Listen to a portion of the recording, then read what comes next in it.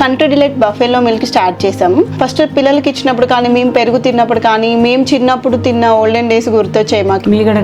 మీగడ కూడా పాలు కాచాక మీగడ బాగా రావడం, అప్పుడు మా చిన్ననాటి రోజులు గుర్తొచ్చాయి అన్నమాట. తైవాన్ పై చైనా మిలిటరీ చర్య తీసుకుంటే ఏం జరుగుతుందో జిన్పింగ్కు బాగా తెలుసు అంటూ ఉన్నారు సార్ అమెరికా అధ్యక్షుడు ట్రంప్. సార్, ఇటీవలే ట్రంప్ అండ్ జిన్పింగ్ ఇద్దరు కూడా సౌత్ కొరియాలో భేటీ అయ్యారు కదా సార్. ట్రేడ్ డీల్ కూడా సెట్ అయినట్టుగా వార్తలు వచ్చాయి. సో ఇప్పుడు ఎందుకు ట్రంప్ జిన్పింగ్కి వార్నింగ్ ఇస్తూ ఉన్నారు తైవాన్ విషయంలో? అసలు వివాదం ఏంటి సార్? తైవాన్ వివాదం కన్నా తైవాన్ వివాదం చాలా చరిత్ర ఉంది.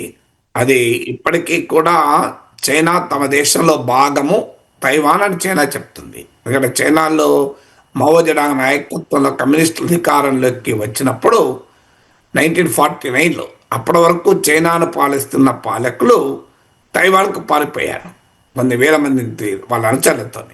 అక్కడి నుంచి వాళ్ళప్పుడు తైవాన్ కేంద్రంగా మాదే అసలైన చైనా అని వాళ్ళు అసలైన చైనా ప్రభుత్వం ప్రకటించుకున్నారు. కొంతకాలం పాటు యునైటెడ్ నేషన్స్లో కూడా వాళ్ళకి గుర్తింపు ఉండే. కానీ రియాలిటీలో మీకు People's Republic of China Mao Zedong నాయకత్వంలో, చైనా కమ్యూనిస్ట్ పార్టీ నాయకత్వంలో ఏర్పడిన పీపుల్స్ రిపబ్లిక్ ఆఫ్ చైనా పొలిటికల్గా, ఎకనామిక్గా స్ట్రాంగ్ అయ్యే వరకు ప్రపంచానికి గుర్తించక తప్పలేదు. యునైటెడ్ నేషన్స్లో కూడా బీజింగ్ కేంద్రంగా కలిగిన పీపుల్స్ రిపబ్లిక్ ఆఫ్ చైనాకి గుర్తింపు వచ్చింది. ఇంకా దాని హిస్టరీ చాలా పెద్దది. నా యూట్యూబ్ ఛానల్లో దాని కంప్లీట్ తైవాన్ హిస్టరీ అంటే దొరుకుతుంది, చూడొచ్చు. కానీ అప్పటి నుంచి ప్రపంచం ఏంటంటే తైవాన్ విషయంలో తీసుకునే stand most of the countries including America, అధికారికంగా చైనా తైవాన్ మా దేశమే, ఇప్పుడు కాకపోతే రేపైనా తైవాన్ మేము కలుపుకోవాల్సిందే, ఇది చైనా విధానం. తైవాన్ ఏమో ఫర్ ఆల్ ప్రాక్టికల్ పర్పసెస్ ఒక ఇండిపెండెంట్ కంట్రీ లాగానే పనిచేస్తుంది. సొంత సైన్యం ఉంది, విదేశాంగ విధానం ఉంది. అసలు తైవాన్ పెట్టుబడులు కూడా చైనాలో ఉన్నాయి. తైవాన్ ఒక పెద్ద టెక్నాలజీ సెంటర్. ఈవెన్ యాపిల్ ఐఫోన్లు కూడా మ్యానుఫ్యాక్చర్ చేసే కంపెనీలు తైవాన్ వచ్చినాయి. So Taiwan is a very big player in the modern technology world. So తైవాన్కు చైనాకు మధ్య కూడా ట్రేడ్ రిలేషన్స్ ఉన్నాయి. అధికారికంగా చైనా తైవాన్ ఇండిపెండెంట్ గుర్తించదు, ప్రపంచం కూడా గుర్తించదు. ఇప్పుడు ఇండియాకు చైనాకి ఎన్ని విభేదాలున్నా మనం కూడా తైవాన్ ఏమి గుర్తించము. ఆపరేషన్ సింధూర్ సమయంలో భారత్కు అండగా నిలిచింది తైవాన్. మీకు అంత స్పష్టంగా ఎవరు స్టేట్మెంట్ లేదు, తైవాన్ స్టేట్మెంట్ ఇచ్చింది ఇండియాకి అండగా. అయినా కూడా భారతదేశం ఏం తైవాన్ గుర్తించలే, అమెరికా కూడా తైవాన్ ఏం గుర్తించలే. అమెరికా కూడా చైనా అసలైన చైనా, బీజింగ్లో ఉన్న చైనానే గుర్తిస్తుంది. అంతేకాకుండా తైవాన్ చైనా పాలసీ అంటారు. చైనా అంతా ఒకటే అనేదానికి అమెరికా అధికారికంగా స్టాండ్, యునైటెడ్ నేషన్స్ స్టాండ్ అదే, అమెరికా స్టాండ్ అదే, ఇండియా స్టాండ్ అదే. కానీ ప్రాక్టికల్గా తైవాన్ ఇండిపెండెంట్ కంట్రీగా ఉంటుంది. అమెరికా తైవాన్తో బ్రహ్మాండమైన సంబంధాలు కలిగి ఉంటాయి. ట్రేడ్, ఫారిన్ పాలసీ, డిఫెన్స్ అన్ని రకాలుగా. అందువల్ల కానీ దాన్ని చైనా అపోజ్ చేస్తూ ఉంటుంది. అమెరికాకు చెందిన ప్రముఖులు ఎవరు తైవాన్ పర్యటించినా చైనా అభ్యంతరం చెప్తూ ఉంటుంది. ఇప్పుడు మన దగ్గర అరుణాచల్ ప్రదేశ్ ఉంది, అది ఇండియాలో ఉంది. ఫర్ ఆల్ ప్రాక్టికల్ ప్రాబ్లం మన రాష్ట్రం అది, మనకు ముఖ్యమంత్రి ఉన్నారు. కానీ అధికారికంగా చైనా అంగీకరించదు. అందుకే అడపా అరుణాచల్ ప్రదేశ్కి మన కేంద్ర మంత్రి వెళ్ళినప్పుడు చైనా ఫార్మల్గా అబ్జెక్షన్ చెప్తుంది. అలాగే పాక్ ఆక్యుపైడ్ కాశ్మీర్ ఉంది, అది ఆచరణలో పాకిస్తాన్ దగ్గర ఉంది. కానీ మనం ఏమంటాం, అది మనదే అంటాం. అందుకే పిఓకే నుంచి చైనా పాకిస్తాన్ ఎకనామిక్ కారిడార్ ప్రయాణం చేస్తే మన అభ్యంతరం చెప్పాం.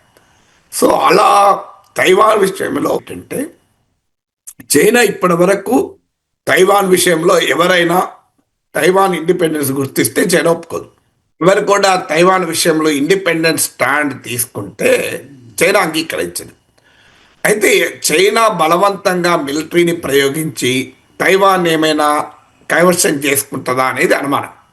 అలా జరిగితే ఏం జరుగుతుందనే చర్చ మొదలవుతుంది. అమెరికా మిలిటరీ రీత్యా తైవాన్కి అండగా వస్తుందా, ఇది ఒక క్వశ్చన్. ఇటీవల జిన్పింగ్ ట్రంప్ చర్చల్లో తైవాన్ అంశాన్ని ట్రంప్ ప్రస్తావించలే. తైవాన్ అమెరికాలో అది వ్యతిరేకతకు, విమర్శలకు కూడా దారితీసింది. ట్రంప్ రాజీ పడుతున్నాడు జిన్పింగ్తో అని. కానీ ఒకవేళ తైవాన్ ఇష్యూ తీస్తే అసలు అమెరికాతో ట్రంప్తో చర్చలే అవసరం లేదని చైనా అంటది. అందుకే ట్రంప్ చాలా తెలివిగా డిప్లొమాటిక్గా తైవాన్ అంశం తీరే. తైవాన్ అంశం గురించి అసలు ప్రస్తావనకు కూడా రాలేదని చెప్పాడు కూడా. అది బ్యాక్ హోమ్ రాజకీయ విమర్శలకు కారణమయ్యాయి.